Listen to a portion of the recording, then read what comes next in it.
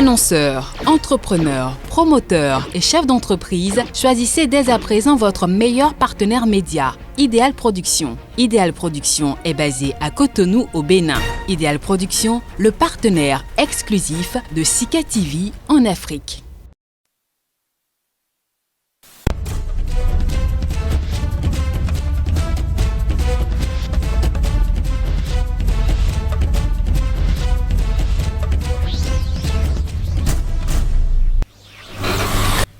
Mesdames, Messieurs, bonjour. Qu'est-ce qui fait courir le général Mahamat Idriss Déby? Le chef du conseil militaire de transition au Tchad s'est rendu le lundi 10 mai dernier au Niger pour une visite de travail. Le général 4 étoiles s'est entretenu avec le président nigérien Mohamed Bazoum et a rendu visite aux 1200 soldats tchadiens qui combattent les djihadistes dans le nord du Niger. L'hôte de Bazoum assure qu'il est juste venu remercier le chef de l'État nigérien pour tous ses soutiens depuis la mort du maréchal Idriss Déby Itno. Et pendant ce temps, à N'Djamena, la capitale du Tchad, ça gronde sur le plan social. Les manifestants demandent le retour du pouvoir aux civils. Et puis, les contestations du 27 avril et du 1er mai dernier ont donc fait plusieurs morts réprimés violemment par la police. On dénombre près d'une vingtaine de morts. Alors, la junte au pouvoir réussira donc tel le pari de la légitimation de son pouvoir. Mesdames et messieurs, c'est la question en débat au cours de cette émission avec mes invités. Emile Guérin, bonjour. Bonjour, monsieur Salah. Vous êtes consultant en communication et gestion de crise. Merci d'accepter notre invitation. Voilà. En face de vous, Alphonse Moïse Soudé, bonjour. Bonjour à vous, chers confrères. Vous êtes journaliste, analyste politique aussi. Merci d'avoir accepté notre invitation. C'est moi. Voilà, juste rappeler quelques dates clés pour démarrer dans cette émission. On se rappelle le 20 avril dernier, c'était donc l'annonce, de la mort d'Idriss Déby, la dissolution également du Parlement, installation du Conseil militaire de transition. Le 23 avril dernier, c'était donc les funérailles du maréchal. 26 avril dernier, on a pu nommer aussi tout de même un chef du gouvernement de transition. Il s'agit de Albert Pahimi Padaké, qui a été donc nommé chef du gouvernement. Alors, je vais vous amener à réagir sur ce déplacement du chef de la junte militaire au pouvoir, Alphonse Moïse Soudé. On a vu le général 4 étoiles qui s'était donc rendu au Niger en début de semaine, dit-il officiellement pour remercier Bazoum. Je rappelle, Bazoum qui a été aussi désigné un peu comme le président de la Mauritanie, un peu comme par le G5 Sahel, comme le facilitateur dans la crise tchadienne. Juste un déplacement de courtoisie ou bien il y a forcément des dessous dans ce déplacement? Non, le président même sait que ce n'est pas un déplacement de courtoisie. Il faut se demander pourquoi il a choisi le Niger. C'est vrai qu'il y a un fort détachement tchadien qui se trouve là-bas, mais il est allé prendre conseil. Parce que quand vous avez vécu une expérience comme celle qui se passe actuellement au Tchad, il faut demander aux gens la méthode utilisée pour arriver au bout d'un certain nombre de difficultés. Donc, il est en train de se faire des amis. Parce que quand votre pouvoir est contesté à l'intérieur comme à l'extérieur. Vous avez vu qu'au niveau de l'Union africaine, il y a un bordel qui se fait autour de la légitimation de ce pouvoir. Donc il faut qu'il se fasse des amis pour qu'au moment opportun, on puisse lui apporter un certain soutien. Parce que quand vous n'êtes pas soutenu dans votre pays et autour de vous, ça pose un problème. Donc déjà, il est en train de faire certainement que dans les jours à venir, il se rendra dans d'autres pays pour que l'on puisse le soutenir. Parce que s'il est combattu à l'intérieur et qu'il est combattu à l'extérieur, c'est pas bon pour son pouvoir. Donc, il essaie de chercher des refuges ou bien des soutiens. Et dans la suite, on saura qui veut le soutenir ou bien qui va le trahir. Emile Guérin, on sait quand même que le Tchad est un peu leader, disons, dans la lutte contre les djihadistes. C'est quand même un contingent assez important.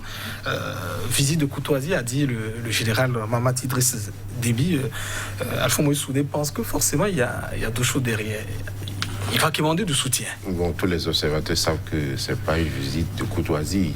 En pleine crise, on ne fait pas une visite de courtoisie au sommet de l'État. Je vois plutôt un déplacement diplomatique. Parce que vous savez, le contexte dans lequel se trouve le Tchad aujourd'hui est très compliqué. Le Tchad est dans une zone grise. En ce sens que l'Union européenne, on l'attend le vendredi prochain, et le 14, je crois, pour se prononcer s'il faut des sanctions ou pas. Et ça fait peur. L'Union africaine. L'Union africaine, pardon, ça fait peur. Parce que presque la majorité des pays de l'Afrique australe sont pour une sanction. Parce que ça les dérange quand les militaires sont là, et les présidents n'aiment pas trop les militaires. De l'autre côté aussi, c'est vrai que et le président actuel, Mahamat Kaka, pense sincèrement qu'il faut aujourd'hui coopérer avec le Niger, le Soudan, enfin tous les pays frontaliers. Ouais. Le Tchad est entouré de 6 pays, vous comprenez, pour pouvoir contrer cette rébellion qui, en temps, avait fui par le Niger. Et d'ailleurs, le dimanche dernier, l'armée était rentrée de retour en N'Djamena, toute victorieuse, qui a été acclamée par la population. Et il n'est pas seul. Son demi-frère, Abdel Karim Déby aussi, est en train de faire une tournée. Il a été rencontré déjà le président Kagame du Rwanda, le président Sassou Nguesso du Congo et le président Paul Biya du Cameroun, avec qui s'entendait très bien avec son père. Donc il faut aller expliquer que nous allons tenir à nos engagements, organiser des élections libres et transparentes et faire les 18 mois. Parce qu'il y a autre pression, bien que la charte de transition stipule que les 18 mois sont renouvelables, les pressions sont tellement fortes pour dire, écoutez, il faut essayer de faire tout en 18 mois. Et aussi, vous savez que, comme il a dit tout à l'heure, Moïse Soudé, il y a des remous au sein de choses-là, à l'intérieur du Tchad même, et ces manifestations sont réprimées, sont brutalisées, sont réprimées, et la pression est très forte pour dire, écoutez, il faut savoir le faire, quoi. Sinon, ça ne peut pas. Et le danger est beaucoup plus à l'intérieur. Et une telle situation aujourd'hui est tellement compliquée que les djihadistes peuvent facilement profiter du terrain parce que au cours de cette crise-là, 12 militaires ont été tués dans la région dite du Grand Lac du Tchad, donc des 3 frontières. Donc c'est très compliqué. Donc vous voyez une situation sécuritaire djihadiste compliquée, très sérieux. Un soulèvement à l'interne avec les jeunes mené par Sucé Masra, et puis ensuite maintenant la rébellion qui n'a pas encore fini parce que les cadres de la rébellion ont dit nous attendons de voir totalement la fin pour se prononcer là-dessus. Est-ce que ça veut dire qu'ils sont en train de s'organiser? N'oublions pas que cette rébellion a quitté le sud de la Libye, qui est une armurerie à ciel ouvert, et donc ça craint beaucoup. Voilà. Alphonse Moïse Soudé, on sait quand même que le Tchad dispose d'un contingent beaucoup plus important, 1200 soldats. Hein, il lutte beaucoup contre les djihadistes. D'ailleurs, il en a profité pour visiter tous ces soldats qui étaient positionnés donc dans l'une des régions du Niger. Alors que peut concrètement, selon vous, le Niger apporter, par exemple, au Tchad dans ce processus de tentative de légitimation de son pouvoir? Je crois, à la veille de l'élection de Idriss Déby, sur ce même plateau, j'avais dit que Idriss Déby était plus préoccupé par l'image extérieure du Tchad que par l'image à l'intérieur. Donc c'est vrai que les djihadistes, ces soldats sont habitués à la guerre. Mais malheureusement, depuis, ça échoue. Je dis, si le Tchad doit se protéger, ce n'est pas de l'extérieur, c'est de l'intérieur. Vous avez vu, on a tiré à balles réelles sur des citoyens. On ne sait pas ce qui se passe. Les gens réclament un dialogue inclusif et global. Moi, je dis, ceux qui sont à l'extérieur, peut-être ils vont apporter de la stratégie, parce que nous sommes là sur un terrain de guerre. Mais je dis, pour régler la crise au Tchad, il faut commencer par l'intérieur. Parce que si vous n'êtes pas soutenu de l'intérieur, c'est que de l'extérieur, vous serez abattu. Et moi, je crois que ces sorties-là, c'est peut-être pour aller demander conseil. Parce que cette crise-là, le Niger a connu une crise pareille, le Mali aussi, d'autres pays. Donc c'est pour savoir comment les gens ont géré. Parce que la crise tchadienne, ce n'est plus une crise armée. Quand ça va venir de l'intérieur, on a dit Ouakit Tama, l'heure a sonné. Ça veut dire quoi? Ceux qui disent là, ils sont prêts à tout. Ils vont reculer devant rien. Et comme l'a rappelé mon contradicteur, les djihadistes vont en profiter. Et au moment où le Tchad serait en train de vouloir lutter contre les groupes armés autour de son pays, ça va venir de l'intérieur. Donc là-bas, il faut qu'il laisse l'extérieur. Moi, Alors, c'est vrai, c'est quelque chose qui s'est établi un peu comme une norme contre laquelle on lutte. On sait souvent en Afrique, quand vous êtes élu, on attend forcément les félicitations de la mère patrie, comme on le dit, de la France, disons des pays de l'Europe. Est-ce qu'il ne serait pas dans une certaine dynamique comme ça, même si vous estimez qu'il devrait opérer par un processus de pyramide renversée? Oui, c'est pourquoi je dis qu'il est à la recherche d'une légitimation. Il faut d'abord que la France a déjà consacré ce pouvoir. C'est du n'importe quoi, ça. Parce que il faut... En réalité, c'est une question d'intérêt. Aucun pays qui n'a d'intérêt avec le Tchad ne peut pas soutenir le Tchad. Vous voyez ce qui se passe au sein de l'Union africaine. Il y avait Déby a eu à arroser beaucoup de pays avec son argent. Aujourd'hui, certains estiment qu'il faut sanctionner. Certains estiment qu'il faut accompagner. Si l'Union africaine n'arrive pas en son sein à régler la situation, ce n'est pas les autres qui vont le régler. Donc je dis, ce n'est pas la peine d'aller chercher à légitimer le pouvoir à l'extérieur. Moi je dis, c'est de l'intérieur. Parce que j'ai dit sur ce plateau, les Tchadiens souffrent. Le Tchad est riche, mais les Tchadiens sont pauvres. Vous voyez, ceux qui dirigent le pouvoir, le papa a été tué. Et pas enchantement, pas magie, c'est son fils qui dirige. Et quand vous regardez dans le gouvernement, vous allez voir c'est les enfants de ministres, anciens ministres, c'est les membres de la communauté qui prennent. Donc c'est les mêmes personnes. Et ça crée une certaine frustration. Quand vous voulez chercher la légitimation de votre pays, c'est que vous devez associer tout le monde. C'est comme si, c'est les mêmes qui, depuis les indépendances, qui dirigent le Tchad. Le Tchad n'en a pas besoin. Vous allez à l'extérieur, même si le Niger accepte de soutenir le Tchad, ça va donner quoi? Alors qu'à l'intérieur, ça ne va pas. Je dis, il faut d'abord se consacrer à régler la crise à l'intérieur. La France ferait mieux d'aider les Tchadiens à régler la crise à l'intérieur. L'Union africaine ferait mieux. Parce que si on veut lutter contre les voisins, c'est parce qu'on a cherché à lutter contre les voisins pendant longtemps qu'on a abandonné les Tchadiens. Et aujourd'hui, les Tchadiens ont estimé qu'après le départ de Déby, on ne doit plus continuer par respecter ce qui se fait. Il faut désormais changer les choses. Donc, il faut faire attention. Il faut écouter les Tchadiens pour que l'on puisse régler la crise. Si on ne règle pas ça à l'intérieur, on ne peut jamais régler à l'extérieur. Emmanuel Guérin, la stratégie est mal trouvée selon vous.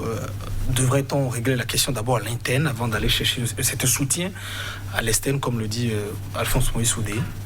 Bon, le soutien déjà obtenu, à mon avis, depuis l'arrivée aux obsèques du Déby de Macron. Macron maîtrise tout ce monde-là. Voilà, la France seule résume. Voilà. Bien sûr, c'est un parrain. Le déplacement de Mahamat Déby est plutôt dans le cadre d'aller remercier de remerciements. Parce que Bazoum a bien permis pour chasser la rébellion qui a fui vers le Niger et qui a été comprimée après par la tchadienne. Donc il fallait aller le remercier et surtout demander son appui dans les décisions prochaines que va prendre l'UA. C'est très important parce qu'une sanction à ce niveau aujourd'hui de la crise va être très compliquée pour le Tchad, parce qu'il a rappelé surtout les pays de l'Afrique australe sont pour une sanction. Parce que là, il y a eu un coup d'État institutionnel, et l'opposition l'a dénoncé. Et c'est ça la question. La position, vous avez surfé sur la position exacte des chefs d'État de l'Afrique australe. Pourquoi? Ils estiment que s'il y a calme, s'il y a stabilité à l'interne, ça peut s'arranger. Eh bien, eux autres sont en sécurité. Parce que s'il n'y a pas de stabilité à l'interne, les djihadistes vont profiter. Les rébellions vont venir. Ouais. Et là, les pays voisins sont en insécurité. Donc, il faut forcément régler la crise à l'interne. Et je pense que le petit Déby a bien compris la situation en nommant Albert Pahimi Padaké, qui a été aux élections dernières, qui a eu 10,32%, je crois. Et actuellement, il y a une guéguerre entre le parti MPS d'Idriss Déby Itno avec son secrétaire général, Mamad Zédé, je crois, qui ne voit pas de mon ce Premier ministre, qu'il voit déjà comme challenger dans les élections à venir d'ici fin 2022. Et qui sont minoritaires dans le gouvernement actuel. Donc le parti d'Idriss Déby est minoritaire dans le gouvernement actuel et il estime que le fils est en train de faire un tapis rouge, dérouler un tapis rouge pour l'opposition. Parce que les deux, presque les forces de l'opposition sont déjà entre le gouvernement. L'opposant historique Saleh Kebzabo a mis deux membres de son parti dans le gouvernement. Il y a également Alabo qui lui-même personnellement est entré dans le gouvernement. Le Premier ministre, c'est la pas belle du gouvernement. Et puis c'est les militaires qui ont pris les postes régaliens de ce gouvernement. Donc l'ancien parti au pouvoir se sent très lésé. Et je pense que c'est une belle stratégie pour ma part pour apaiser les tensions. Sans oublier donc la société civile, les organisations de lutte des droits de l'homme, qui sont tous à l'intérieur de Wakitama et qui sont brutalisés. J'ai écouté le jeune Sucé Masra qui a peur, qui est aujourd'hui dans le maquis, parce qu'il y a eu des vidéos qui circulent produites par des personnes militaires habillées dans des tenues militaires officielles qui appellent à tuer ce jeune, qui appelle au maître de ce jeune. Et il est obligé il n'est pas le seul. Beaucoup de membres de cette plateforme Wakitama sont menacés de mort aujourd'hui. Et il est obligé de se réfugier. Il a même lancé un appel international à toutes les chancelleries internationales, au secrétaire général à qui il a écrit pour demander leur protection. Donc c'est très sérieux à l'interne. Et tant que cette question ne serait pas réglée, le Tchad n'est pas encore en paix. Le vrai danger, c'est à l'interne, absolument. C'est vrai qu'il y a une autre plateforme appelée Nouvelle Vision qui a marché pour soutenir le gouvernement en place. Environ 200 personnes, je comprends. Oui, 200 personnes, je crois. Mais eux, leur marche n'a pas été interdite, ils n'ont pas été brimés. Et le pouvoir estime qu'ils ont respecté les normes imposées pour la sécurité, mais c'est du pipeau. Il faut l'armée tchadienne. C'est ça le problème de l'armée tchadienne. Voilà une armée qui a été formée spécialement pour brutaliser la population.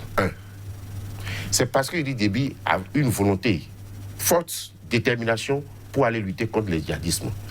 Parce que dans toutes les rébellions que le Tchad a connues, sans l'appui de la France, l'armée tchadienne ne serait jamais venue à bout. Jamais. 95, 2005, 2008, les rebelles étaient aux portes du palais, encerclés. Et c'est l'armée française. Même cette rébellion, c'est l'armée française qui a fourni des renseignements pour permettre. Je me rappelle en 2019, même l'aviation tchadienne avait lamentablement échoué à stopper les colonnes des rebelles. Et c'est encore la France qui était intervenue. Donc, une armée forte devait pouvoir contrer une rébellion. En ce temps, tout le règne. Et puis, malheureusement, c'est au sein de la famille d'Idriss Déby, la plupart des rébellions, que ces rébellions armées sortent le plus souvent. Et quand vous voyez la manière dont cette transition militaire a été faite, c'est rien que la famille d'Idriss Déby. Parce que juste après sa mort, personne n'était au courant. L'hélicoptère qui transportait le corps d'Idriss Déby était allé directement au palais présidentiel. Et tout de suite, la famille s'est réunie, toute la famille, enfin, en un cercle restreint, et avec les généraux qui les ont conseillés, ainsi de suite, et puis, naturellement, par la France, pour désigner unanimement Idriss Déby comme le chef de la junte aujourd'hui. Donc, c'est toute la famille qui est là. Les 14 sont des fidèles d'Idriss Déby Itno et de la famille Zagawa. Et ça pose problème alors que c'est une ethnie minoritaire. Et tant qu'on n'aurait pas réglé cette question de clanique, de la gestion clanique au Tchad à l'intérieur, le problème n'est pas encore fini. Nous aurons toujours la violence au Tchad.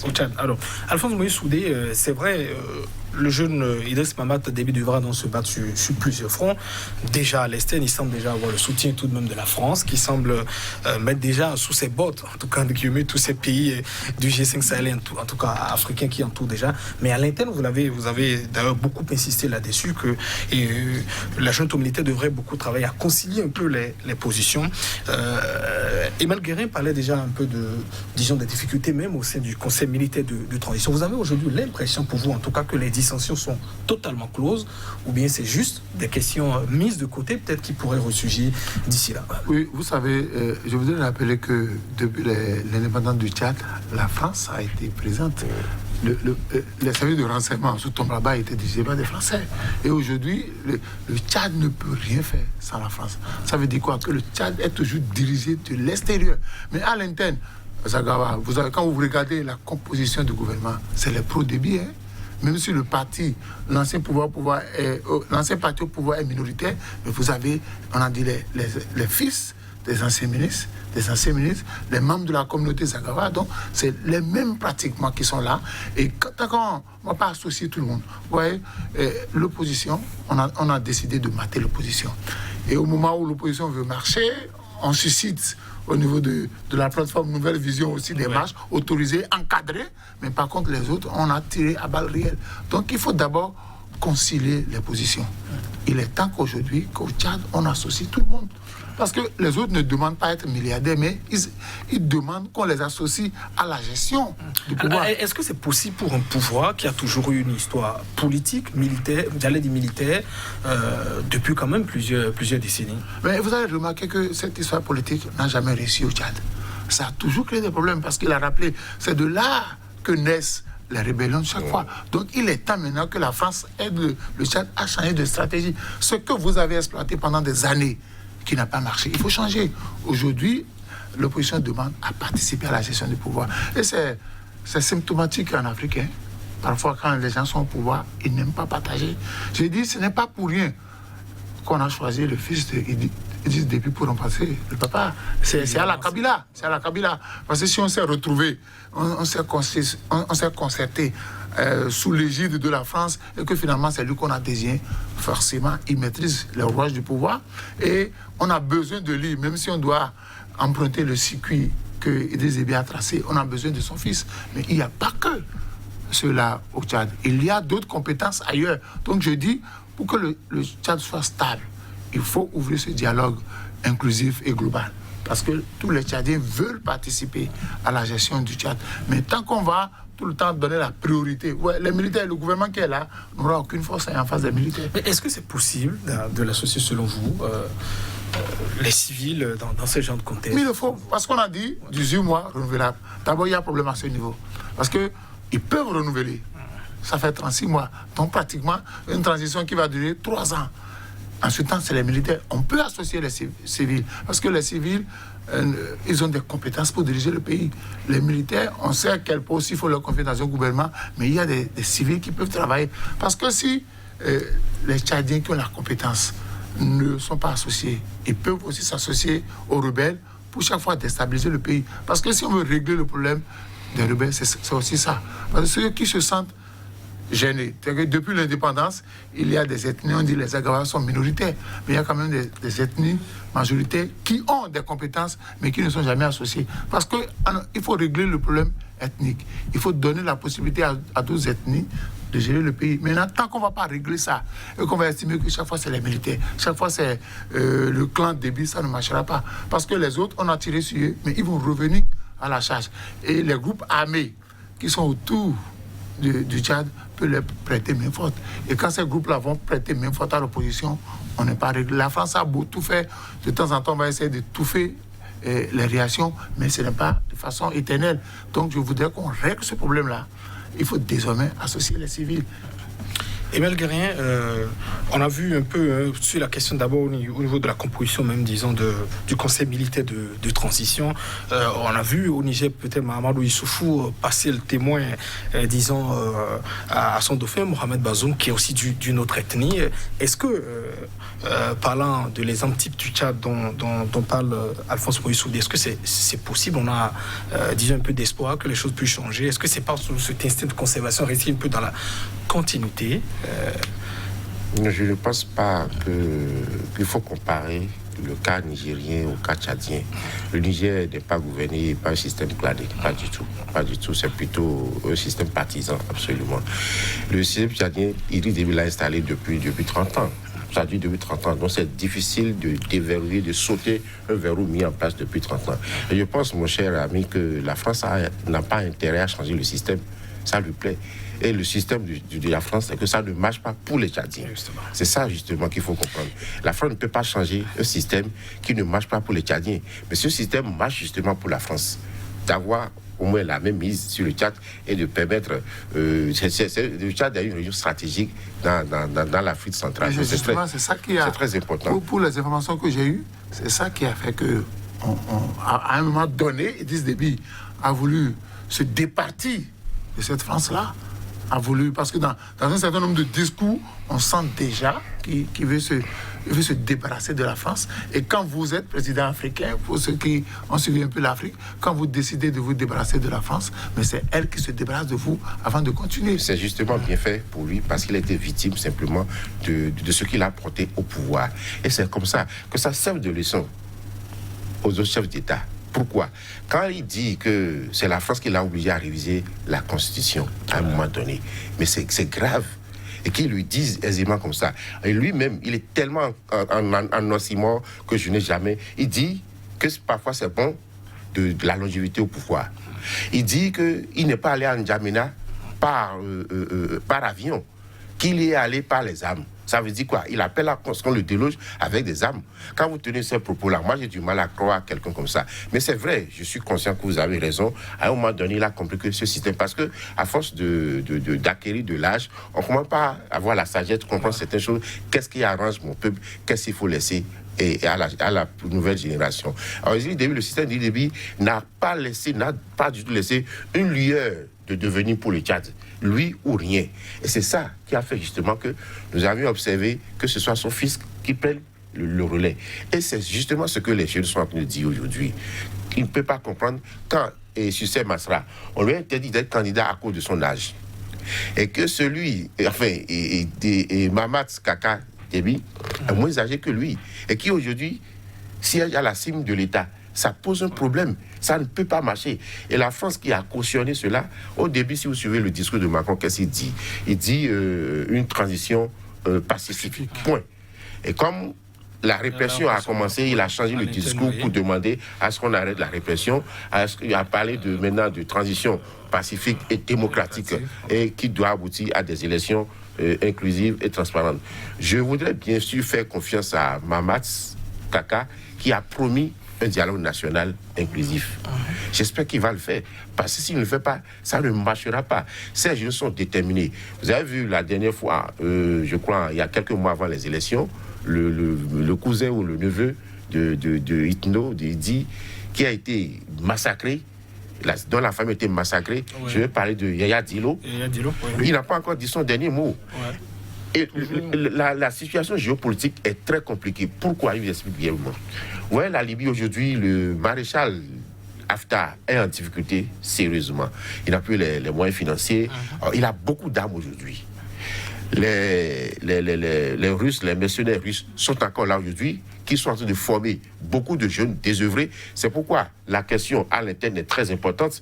Il faut rassurer ces jeunes-là. Il faut leur donner la parole. Il faut leur faire comprendre que vous pouvez gérer avec nous. Vous avez votre mot à dire dans la gestion de l'État. Parce qu'ils sont dans un État qui les concerne. On ne peut pas mettre une ethnie, un clan pour les diriger. Ça va poser problème. Et donc, ce maréchal Haftar, qu'est-ce qu'il va faire des armes qu'il a acquises depuis? Il va prêter main forte à l'opposition. Donc, à tout moment, la rébellion est toujours là. Elle est latente, elle est toujours là. Donc, il faut s'en méfier beaucoup de cette instabilité qui plane au-dessus du Tchad. Donc, il faut forcément stabiliser le pays en discutant. Je ne vois pas pourquoi on n'envoie pas un émissaire voir ces jeunes, cette plateforme Wakitama, pour discuter avec eux. Qu'est-ce que vous voulez? Et qui vont forcément faire des propositions, leur faire comprendre. Bon, écoutez, c'est un gouvernement de fait. Heureusement que le gouvernement ne contient pas des militaires et c'est sous des pressions surtout des chancelleries, que ce gouvernement a été mis en place avec en tête le dernier ministre de Déby, parce que le poste a été supprimé à un moment donné lors de la dernière révision de la Constitution. Et donc, pour ma part, cela pose le problème de la gouvernance en Afrique francophone. Et quand vous voyez, c'est le même schéma. C'est-à-dire qu'on ne peut rien faire aujourd'hui sans la tutelle française. Mais ça pose un gros problème. Alors, si vous permettez, on va revenir dans un instant, disons dans les derniers instants, un peu en tirant un peu les conclusions. Mais ça va, nous allons faire un tour au niveau de la régie, justement, pour aborder, poursuivre cet élément témoin, notamment concernant, une nouvelle manifestation, projetée d'ailleurs par une plateforme de la société civile, Wakitama, dont vous parlez il y a un instant.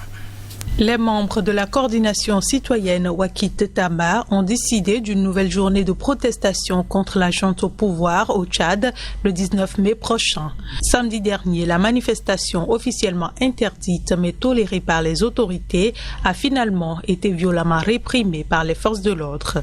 Les autorités de transition assurent autoriser les manifestations sous certaines conditions, déposer une demande 5 jours à l'avance ou encore mettre en place un dispositif d'encadrement. Mais le mouvement Wakitama, qui juge ces autorités illégales et illégitimes, refuse toujours de s'y soumettre. Le mouvement continue de dénoncer le coup d'État constitutionnel du Conseil militaire de transition qui a pris le pouvoir après la mort d'Idriss Déby. Il demande l'ouverture d'un véritable dialogue national. Les organisateurs de la manifestation comptent bien changer de stratégie pour se faire entendre. Le vice-président de l'Union des syndicats du Tchad a informé que désormais, dans chaque quartier, les gens vont s'organiser pour pouvoir marcher, se regrouper, faire un discours sur un carrefour, mais pacifiquement. La coordination rassemble des organisations de défense des droits de l'homme, des syndicats et des partis politiques d'opposition au Tchad. Voilà, la plateforme Wakitama projette donc une nouvelle marche. Ce sera donc le 19 mai prochain. On a vu les manifestations déjà, Alphonse Moïse Soubdi, des 27 avril dernier et puis 1er mai dernier ont été violemment réprimés. On a parlé également, disons, d'une autre manifestation pendant ce temps qui a été tout de même autorisée avec un certain encadrement. On dit on rallie, j'allais dire, cette organisation beaucoup plus proche disons, de la junte militaire au pouvoir. Les prochains jours s'annoncent un peu plus difficiles pour la junte au pouvoir. Comment arriver à contenir un peu la colère, disons, de la société civile à l'interne? Ouais, quand j'ai suivi l'élément, on a dit que dans chaque quartier, oui, les gens vont manifester. Et quand vous suivez le discours, ils ne sont pas prêts à baisser les bras. Et tout à l'heure, nous rappelions la situation du Niger. Il y a des armes, de la Libye, il y a des armes qui circulent. Et à un moment donné, si l'État se refuse à initier ce dialogue, à associer l'opposition, à associer la société civile à la gestion de l'État, c'est que forcément, les armes qui sont là-bas seront envoyées vers le Tchad. Et quand on dit dans chaque quartier, ça veut dire quoi? Qu'on est en train de mettre déjà en place peut-être des brigades de vigilance. Parce que l'État central sait ce que réclame Wakitama. On sait ce qu'on réclame. Nous voulons être associés à la gestion du pays. Parce que nous sommes des Tchadiens et nous avons suffisamment subi la dynastie Déby. Maintenant, Déby est mort, il faut balayer ça. C'est aussi simple que ça. Pourquoi ne pas faire une ouverture et appeler cela? On va s'asseoir, le pays nous appartient à nous tous. Qu'est-ce que vous voulez? Comment peut-on gérer? Mais tant qu'on va faire la sourde oreille, parce que ceux-là, ils sont partis aussi pour créer leur rébellion. Quand on dit quartier par quartier, c'est qu'il y a des jeunes désœuvrés qui sont prêts à combattre. Et les armes sont disponibles. Forcément, les Tchadiens qui sont à l'extérieur, qui ont un peu d'argent, viendront en aide à l'opposition. Donc, pour éviter que le Tchad ne s'embrasse davantage, parce que il faut dire que ces militaires encore sont sous les bottes de la France. Ils ne peuvent pas agir autrement que ce que la France leur demande. Donc il va falloir qu'aujourd'hui, qu'ils fassent preuve de patriotisme. Entre la France et le Tchad, qu'est-ce qui doit être notre priorité? Qu'est-ce que ça nous coûte d'appeler l'opposition pour discuter? L'opposition, parce que vous on dit ce pouvoir n'est pas légitime, il est illégal. Donc d'abord, on ne reconnaît pas. Parce que quelqu'un a dit, mais si nous voulons faire une transition, on n'a pas besoin de dissoudre les institutions, on n'a pas besoin de mettre sous le boisseau la Constitution. Pourquoi vous faites ça? Donc les gens veulent qu'on revienne à l'état normal des choses et que la transition, que le pouvoir soit partagé entre tout le monde. Moi je crois que Mahamat et sa bande, excusez l'expression, ont intérêt à appeler les autres pour qu'on s'asseye. Parce que, vous l'avez rappelé, la France n'a aucun intérêt, sinon les Occidentaux n'ont aucun intérêt que les Tchadiens parlent le même langage. Parce que si les Tchadiens parlent le même langage, c'est possible, c'est pareil dans tous les pays africains. Quand vous avez des ressources minières et minéralogiques, pour mieux vous exploiter, il faut qu'on vous divise. Et quand vous passez tout le temps à vous combattre, l'autre là-bas, tranquillement, il vous exploite. Donc, les Occidentaux n'ont aucun intérêt que les Tchadiens parlent le même langage. Mais il revient aux Tchadiens de se dire, nous avons besoin de parler le même langage pour le développer. Parce qu'un pays ne peut pas être riche et que l'État central soit pauvre et que des citoyens, les armes circulent, on vend tout. Donc, non, il est temps. Déby a régné. Et puis, on l'a rayé de la carte. Déby est parti. Maintenant, il faut que les Tchadiens pensent à l'avenir. Et ça, il faut arriver à couper le cordon avec la France. Parce que la France est toujours en dessous. Alors, et malgré, c'est vrai, la société civile a peut-être pensé s'émanciper un peu après 30 années de règne de la dynastie Déby, mais fondamentalement, l'organisation du pouvoir n'a pas changé. Est-ce que ça n'est pas du leurre ou bien au moins une tentative pour dire est-ce qu'on peut arracher quelque chose? Je veux parler, disons, des manifestations qui s'annoncent. Mais c'est l'expression du peuple, c'est l'expression qui est légitime, mais on ne peut pas empêcher quelqu'un de dire ce qu'il pense.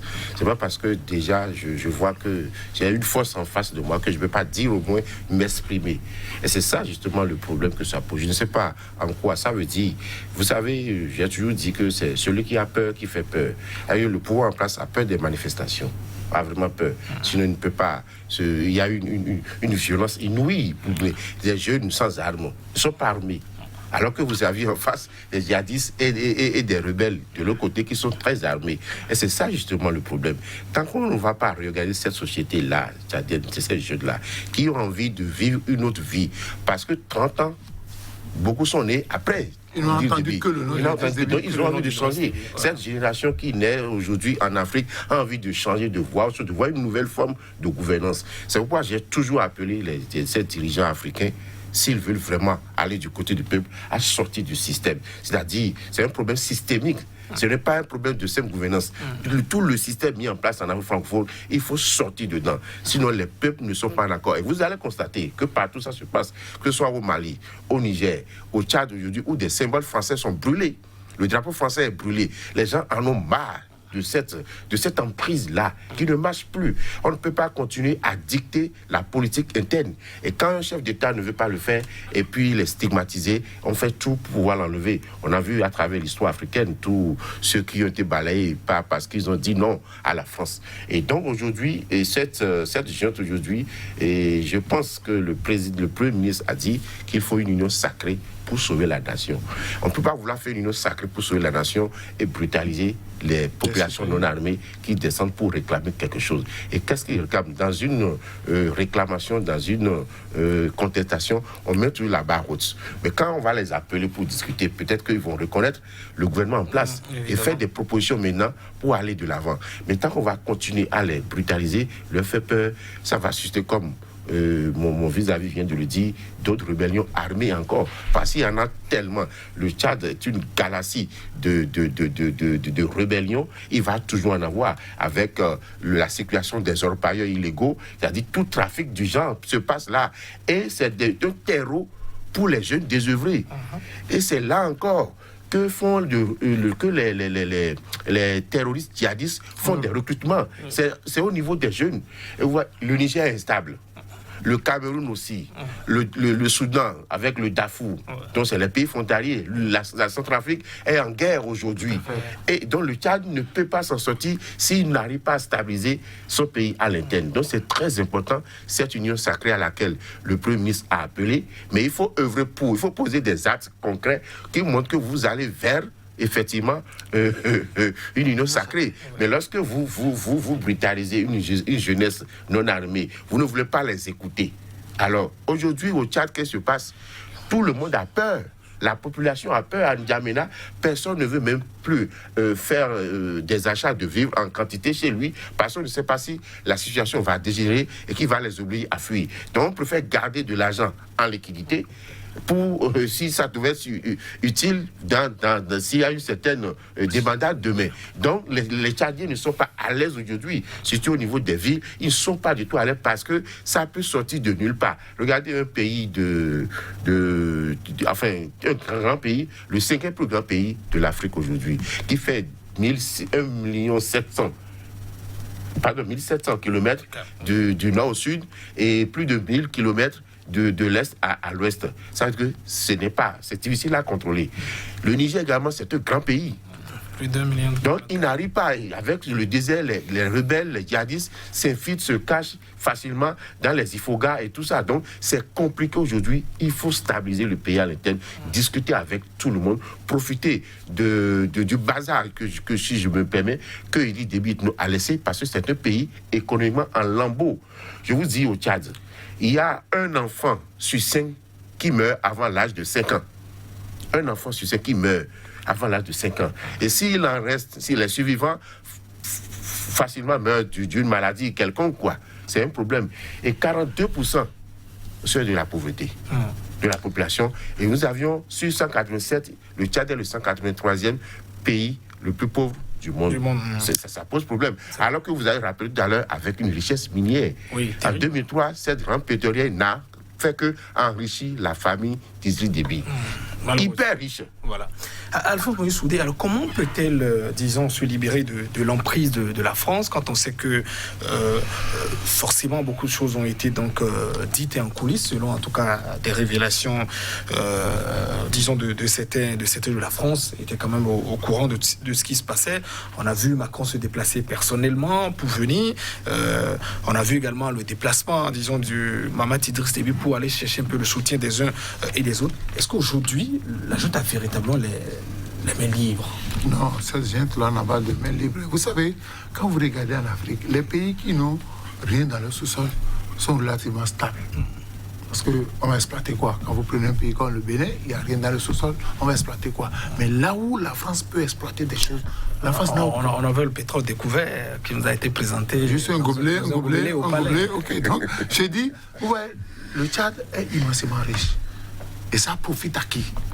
Je vous ai dit tout à l'heure, celui qui exploite ne permettra jamais. Il y a des gens qui sont nés sous Idriss Déby, ils sont grandis sous Idriss Déby, ils ont eu leur diplôme sous Idriss Déby, et sous Idriss Déby, ils n'ont pas trouvé d'emploi. Ils n'ont pas trouvé d'emploi. Et pourtant, le pays est riche, la France est riche. Celui qui va prendre l'engagement de se démarquer de la France, chaque fois, vous avez, dès qu'il a, Idriss Déby a commencé par tenir un discours qui n'arrangeait plus la France, on a vu la suite. Est-ce que quelqu'un d'autre prendra encore le risque? Et il revient au Tchadien à l'interne de forcer la junte militaire à aller dans le sens de la majorité. Donc vous demandez un peu à la société civile de mettre beaucoup plus la pression. Oui, il faut faire des sorties régulières parce que quand... On risque peut-être de se voir réprimer. On ne peut pas, en off tout à l'heure je disais à mon vis-à-vis qu'on ne peut pas mettre tout le monde en prison, on ne peut pas tuer tout le monde. On finira pas... Parce que quand vous continuez pas à tirer sur les gens comme ça, n'oubliez pas que la CPI vous attend. La France ne va pas vous protéger éternellement. Parce que ces Occidentaux, à un moment donné, quand vous commencez pas à leur poser problème, ils vont vous livrer. Et tant que l'opposition et la société civile ne veut pas mettre la pression, il faut mettre chaque jour. Je suis heureux qu'on dise que dans tous les quartiers, désormais, les gens vont marcher. Tant qu'on va mettre la pression régulièrement, ils vont comprendre que, attention, il faut faire, parce que ces gens-là, ils vont faire les 18 mois renouvelables.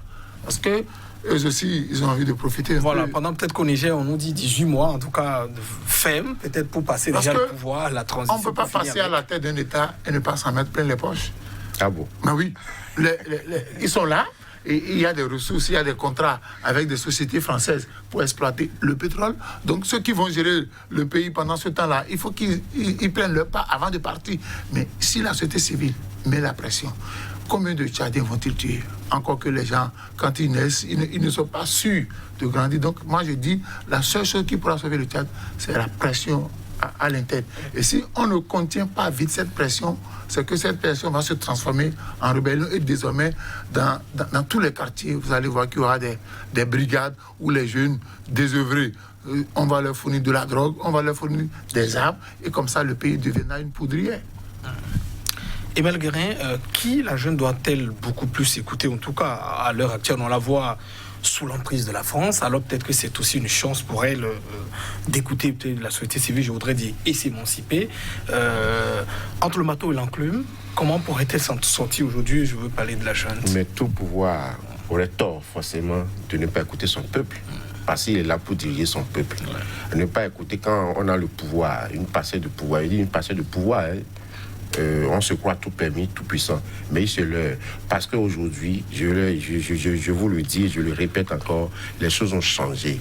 En fait, ce que Idriss Déby a vécu, ce n'est que un symbole archétypal de ce qui va se passer les mois à venir. Je dis bien les mois à venir. Oui. Parce que vous ne pouvez plus aujourd'hui gouverner des peuples qui ne vous appartiennent même pas, dont vous êtes ici, et ne pas les écouter, et parce que vous avez déjà un pouvoir politique fort, et puis c'est éternel, c'est un pouvoir temporel. On l'a vu avec beaucoup de chefs d'État qui ont mal fini, comme disent Déby. Donc aujourd'hui, il faut prendre conscience. Ne pas vouloir écouter son peuple, c'est ne pas être un dirigeant. Et même le roi avant écoutait le peuple. Le roi avant envoyait même des gens au sein du peuple pour savoir est-ce que telle décision que j'ai prise, voilà, comment le peuple apprécie telle décision. Et où on a des rois populaires, extrêmement populaires, et c'est même dangereux de dire, moi je suis arrivé pour travailler et je ne veux pas être populaire. C'est très grave, c'est politiquement très incorrect. Et ça n'a pas de sens. Parce que mais être populaire, c'est quoi? Mais c'est être adoubé par son peuple. Alors comment voulez-vous faire du bonheur de la majorité? C'est ça, faire du bien à quelqu'un qui ne vous aime pas. Ça n'a pas de sens. Ça veut dire que vous vous imposez pratiquement et totalement. Et c'est ça le problème de nos gouvernants au sein de l'Afrique. Là. Quand vous voyez des pays développés, lorsque la pression populaire est trop forte, c'est des gens lâches de l'Est. Ouais. Mais ici, on continue à brimer. Tant que la population ne recule pas, on brime. Donc il faut simplement des hommes éclairés pour ne pas le faire. D'où moi je reviens sur la question, ce n'est pas forcément, ce n'est pas uniquement, j'allais dire, des institutions fortes. Il faut des hommes éclairés, des hommes sages, comme l'a dit Platon, pour nous gouverner, pour comprendre que quand on est en face, même à un moment donné, Dieu écoute le peuple. Même quand ce n'est pas ce que Dieu aurait voulu, Dieu, comme le peuple le veut. S'il s'impose, il n'aurait pas respecté le libre arbitre, Dieu. Mais c'est ça, nous sommes nés avec le libre arbitre. Il est libre de dire ce qu'il pense, je suis libre de dire ce que je veux, je suis libre de choisir ce que je veux. Et c'est ça les votes. Nous allons faire un choix libre. Donc on ne peut pas élire quelqu'un qui, en retour, va s'imposer par la force. Je crois qu'ils sont en train de faire une entorse à une loi universelle. Et lorsque vous déséquilibrez la nature rétribue. Il n'y a rien à faire. Donc aujourd'hui, moi je pense qu'est-ce qui se passe avec ce jeune général, c'est-à-dire que, vous l'avez dit, j'ai entendu beaucoup de choses par rapport à son père qui envisageait de sortir du CFA. Et ça ne plaisait pas à la France. Et lorsqu'elle a été frappée, je ne dis pas que c'est la France, mais lorsque c'est arrivé, le papa est venu dire, écoute, tu as vu ce qui est arrivé à ton père, c'est-à-dire le papa français, quoi. Oui. Tu as vu, écoute, à ton frère, donc attention, il faut faire tel que je te dis, sinon, mais là, tu as ma protection, ça peut bien se passer. Et c'est exactement ce qui se passe. Donc, quand vous voyez même, vous le voyez en lisant un discours, il n'est pas là, il est ailleurs. Voilà, on va me dire, oui, c'est son papa, il lui manque, mais non. Ça veut dire que s'il il est encore sous l'émotion de la mort de son père, qu'il quitte le pouvoir et laisser celui qui va gérer. Simplement. Non, l'émotion, c'est pas par rapport à la mort de son père. Et c'est ce que je dis. C'est par rapport à ce qu'on lui demande de faire. C'est ce que je dis. Qui va à l'encontre de ses convictions. Bien sûr, parce que vous savez, si nous en tenons à la version officielle que Idriss Déby Itno était mort au combat, mais les rebelles n'allaient pas le laisser partir. Mais c'est pas possible. Sur un champ qui a été pris en tenaille, sur un champ de bataille, et qu'il a reçu des balles, ça veut dire que les rebelles ne sont pas loin. On ne peut pas le laisser partir. Donc il y a toutes ces facettes, autour, tout ce mystère autour de son décès aujourd'hui, qui quand on voit débarquer Macron, qui, je vous rappelle, si Macron n'avait pas militairement réagi contre la rébellion, c'est parce qu'il y a une pression. En 2022, il y a élection. Ouais. Donc la pression politique là-bas aujourd'hui, le problème politique, parce que déjà, le Mélenchon avec Yacoumpa a crié, pourquoi vous voulez sauver le dictateur au détriment du peuple. Donc cette pression commence, ça veut dire quoi? Aujourd'hui, vous l'avez si bien dit, si la répression continue, d'ailleurs, il est sorti, Macron, pour dénoncer la répression.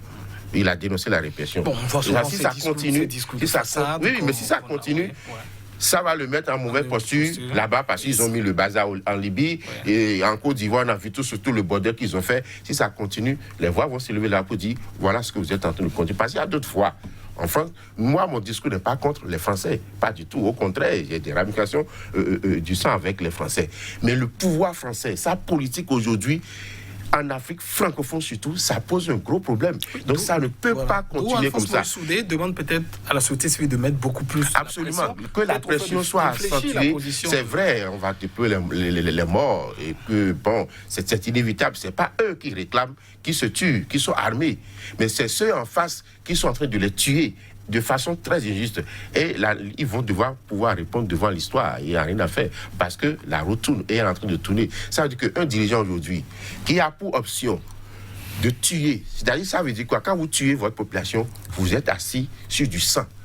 Rien à faire. Vous êtes assis sur un fauteuil présidentiel ensanglanté. Et vous pensez que le sang ne va pas créer vengeance?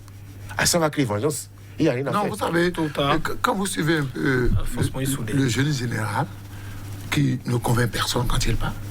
C'est vrai, on le sent beaucoup plus évasif. Donc ça veut dire qu'il a peur de ne pas pouvoir respecter ce qu'on lui a imposé. Parce que c'est un peu bizarre que le chef d'État meurt, on réunit les généraux, on reçoit l'ordre, et voilà, on désire le fiston pour remplacer le père. Pourquoi? C'est le plus compétent dans l'entourage du chef de l'État. Il y a d'autres beaucoup plus capés.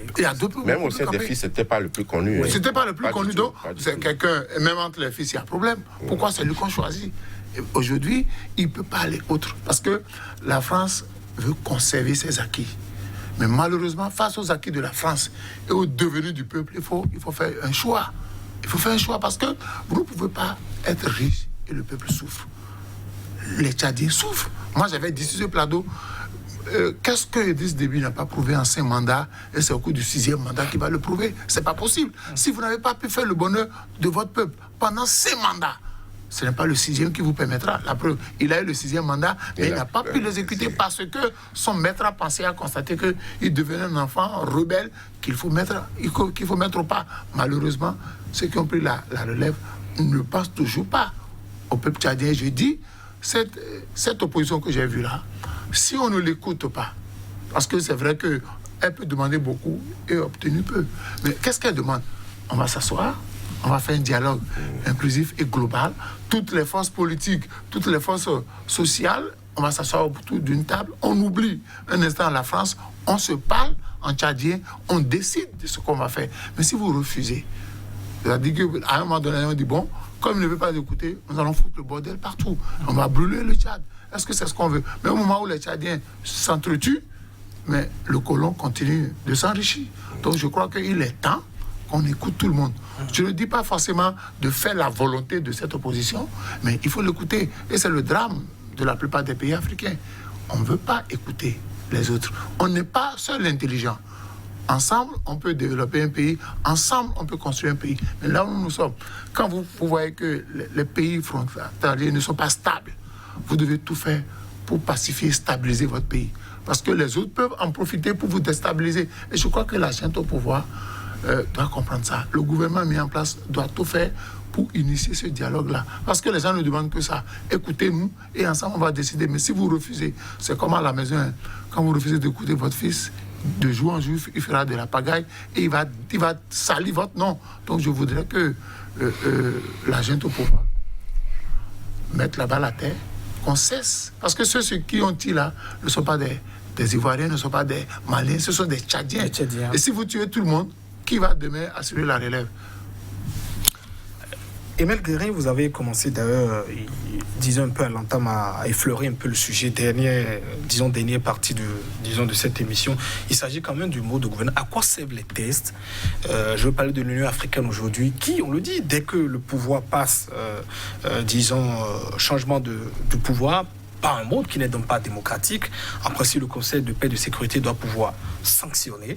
Alors, qu'est-ce qui bloque aujourd'hui au niveau de l'Union africaine pour que la sanction qui doit venir, disons, d'un claquement du bout des doigts, tarde aujourd'hui à venir? On a vu d'ailleurs une deuxième réunion, la même réunion reportée pour une deuxième fois. Mais c'est toujours le même paternel, la France, qui fait des pressions pour qu'il n'y ait pas de sanction. Pourquoi? Vous savez, pour moi, aujourd'hui, la France, c'est normal. Les situations géostratégiques, géopolitiques sont constituées de rapports de force. Si l'Afrique ou le Bénin étaient aussi puissants que la France, on ferait pareil. C'est à ceux qui sont opprimés de prendre conscience pour se dire qu'est-ce qu'il faut faire. Est-ce qu'il faut se laisser guider? Parce que depuis 60, depuis l'indépendance, la France a toujours été là, dans tous les pays francophones d'ailleurs, a toujours été là. Je n'ai pas vu, à part l'intermède du Burkina Faso, avec la révolution des jeunes, avec Sankara, à part ça, rien n'a fleuri au niveau de aucune conscience. Sankara n'est pas allé loin. Il n'est pas allé loin, justement. Évidemment. Et c'est ça qui fait peur aux gens. Quand on entend parler de se soustraire du système, ça fait peur à ceux qui sont grisés par le pouvoir, et ceux qui veulent s'accrocher au pouvoir, et au détriment du peuple. Parce qu'il n'y a aucune décision. On nous envoie, en revenant à l'UIA, je me permets de dire comme l'autre général que c'est un machin. Vraiment? C'est un machin. Parce que vous avez des tests que vous n'appliquez pas à un moment donné. Regardez ce qui s'est passé au Mali. Tout le monde a couru pour dire, écoutez, pourquoi remettre... Alors que la situation au Mali méritait ça. Bien, le Mali est dans une situation d'insécurité totale. Et l'armée était totalement en débandade. Le pouvoir en place est dans une corruption absolue, avec des élections mal organisées et tout ça. Et donc, moi, je pense que c'était plus légitime ce qui s'est passé. Et je vais vous dire ceci, encore une fois. Je me rappelle, vous peut-être que je le dise, depuis 2019, j'avais eu un message, une information spirituelle, et j'avais parlé du Tchad. Je vais vous envoyer la vidéo, s'il vous plaît. Il y a le Tchad, le Burkina, le Bénin. Mais je vous dis, les années à venir, les gens vont beaucoup parler dans le monde entier. Donnez-moi une seule région où il ne se passe rien. Il n'y en a pas dans le monde. Ça veut dire que les temps sont en train de finir. Nous sommes entrés dans un processus de transmutation planétaire où des forces du mal vont disparaître et laisser la place aux vraies forces de l'univers, donc les forces du bien. Et c'est ce qui se passe. Et les âmes qu'eux-mêmes ont créées pour déstabiliser, parce qu'il y a des plans contre l'Afrique. D'ici 2050, l'Afrique aura une population exponentielle qui va ébranler le monde entier, qui va faire peur à tout le monde entier. Et on ne veut pas voir ça. La Chine a une population très vieillissante. Il y a un vieillissement accéléré même de la population chinoise. L'Europe, n'en parlons plus. L'Europe est en plein délitement, en proie à une autre forme.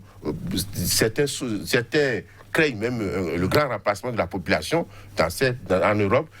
Aux États-Unis, qu'est-ce qui va se passer d'ici 2050? Les Noirs vont devenir plus nombreux que les Blancs. Vous comprenez? Et ça, ils ne veulent pas entendre parler. Ils ont peur de ça. Donc, il faut des plans pour endiguer la preuve. Quelqu'un nous a dit ici pourquoi nous faisons trop d'enfants. Mais il a le droit de dire parce que nous allons lui demander à manger. Mais parce qu'on va lui demander à manger. Mais Sankara nous a prouvé, ce petit pays, sans mer, aride, désertique, a prouvé qu'on peut vivre sans tendre la main. Absolument. J'ai constaté qu'à l'entame de cette crise covidienne, c'est le président tchadien Idriss Déby Itno qui était le premier à demander une restitution de sa dette à la Banque mondiale. Mais c'est de n'importe quoi. Un pays si riche étant. Oui.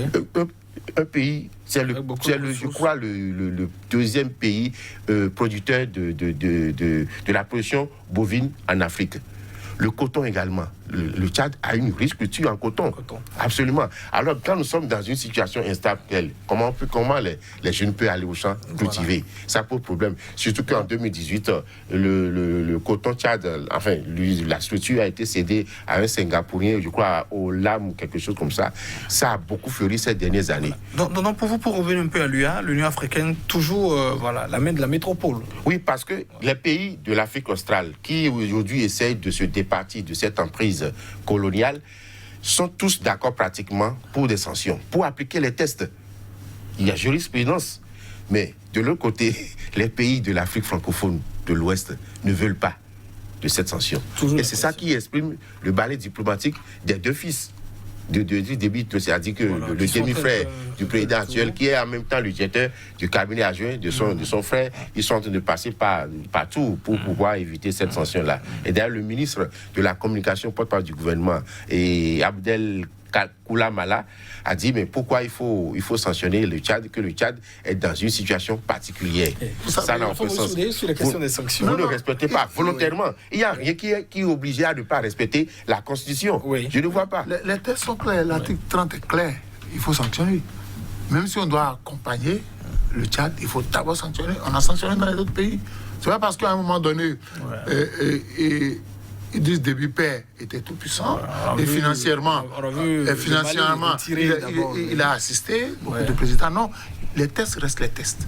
Vous les appliquez. L'article 30, il faut l'appliquer. Il faut sanctionner le Tchad. Maintenant, si on va accompagner le Tchad, si on va aider le Tchad à régler sa crise à l'interne, on le fera. Mais ne pas sanctionner le Tchad et dire bon, il y a la main qu'on appelle. Je ne voudrais pas répéter comme quelqu'un l'a dit, c'est le syndicat des présidents mal élus qui se retrouvent là-bas et qui ne veulent pas se livrer. Non, c'est pas possible. Parce que au-delà de leur personne, au-delà de leurs intérêts, il y a le peuple. Il y a le peuple. Si on sanctionne le Tchad, on va aider le Tchad à se stabiliser. Parce que ne pas aider le Tchad à se stabiliser, c'est commencer par détruire petitement l'Afrique. Parce que si le Tchad brûle, avec tout ce que le Tchad a... Parce qu'il y a beaucoup de régions frontalières qui brûlent. Y compris nous-mêmes ici, parce que le Tchad n'est pas à l'abri de l'Afrique de l'Ouest. On n'est pas à l'abri. Et je dis, Nigeria ici. L'Occident n'a aucun intérêt à ce que l'Afrique parle le même langage. Évidemment. Parce que beaucoup de pays africains sont riches.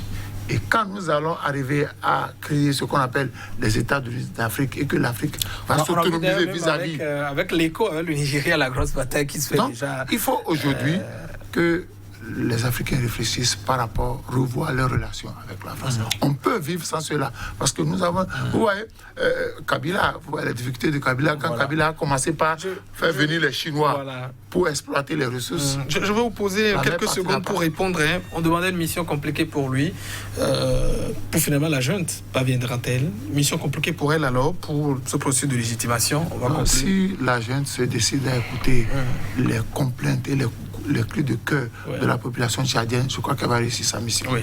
Emile Guérin? Oui, mission compliquée. Attendez de voir les jours à venir. Les jeunes ne se feront pas enterrer de sitôt.